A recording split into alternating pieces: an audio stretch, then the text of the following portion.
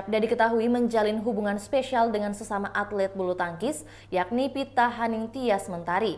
Pita mendapat kabar meninggalnya sang kekasih ketika ia harus bermain pada babak 32 besar Swiss Open 2023 pada Rabu 22 Maret 2023. Melalui akun Instagramnya, Pita pun mengunggah percakapan atau isi chat terakhirnya dengan Syabda Perkasa Belawa. Ia juga menyematkan emo cinta dengan keterangan "Hourless". Pita rupanya punya panggilan sayang pada Syabda, yakni Papoya.